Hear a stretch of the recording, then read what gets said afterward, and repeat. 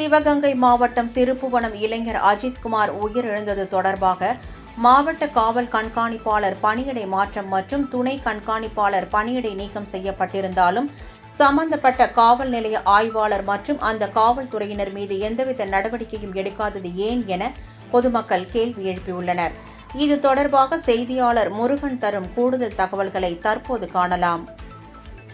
சிவகங்கை மாவட்டம் திருப்புவனம் என்ற பகுதியில் பெண் ஒருவர் கொடுத்த புகாரின் அடிப்படையில் வாலிபர் ஒருவர் அழைத்து சென்று அடித்து கொல்லப்பட்ட சம்பவம் மிகப்பெரிய ஒரு பரபரப்பை சிவகங்கை மாவட்டத்தில் ஏற்படுத்தியிருந்தாலும் அந்த பெண் கொடுத்த புகாரின் அடிப்படையில் உடனடியாக அந்த திருப்புவனம் காவல் நிலைய ஆய்வாளர் ஏன் நடவடிக்கை எடுக்கலை அப்படின்ற சப்ஜெக்டை இது வரைக்கும் யாருமே பேச மாட்டாங்க. ஒட்டுமொத்த காவல்துறையின் மேலே குறை சொல்வதைத்தான் இருக்கிறதே தவிர, ஆனால் ஒட்டுமொத்த காவல்துறையும் ஒரு உண்மையான சம்பவம் என்ன நடந்திருக்குன்றது விசாரிக்கிறதுக்காக தான் அந்த நபரை அழைத்து சென்று விசாரித்து அடித்து உண்மை வெளிவருவதற்காக அவங்க ஏற்பாடு செஞ்சு பண்ணியிருக்கிறாங்க. ஆனால் இந்த நடவடிக்கையில் லோக்கல் காவல் நிலையத்தில் புகார் பெற்ற காவல் நிலைய அதிகாரிகள் நடவடிக்கை எடுக்காதனால தான் இவ்வளவு பெரிய இஷ்யூ ஆகிருக்கு.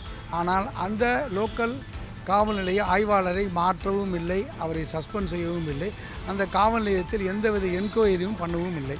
ஆனால் சம்பந்தப்பட்ட எஸ்பி இடமாற்றம் செய்யப்பட்டிருக்கிறார். அந்த சம்பந்தப்பட்ட துணை கண்காணிப்பாளர் சப்டிவிஷன் டிஎஸ்பி உடனடியாக மாற்றப்பட்டிருக்கிறார். இது எல்லாமே இப்போ இந்த புகார்தாரர் அந்த லேடியாக இருந்தாலுமே அவங்க ஒரு விக்டிம் தான், அவங்க ஒரு புகார் தான் கொடுத்துருக்காங்க.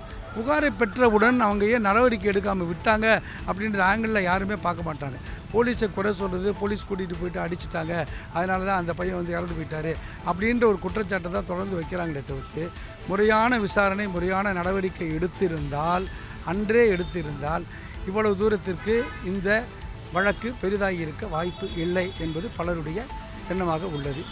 செய்திகளுக்காக ஜி முருகன், ஒளிப்பதிவாளர் தசரதனுடன்.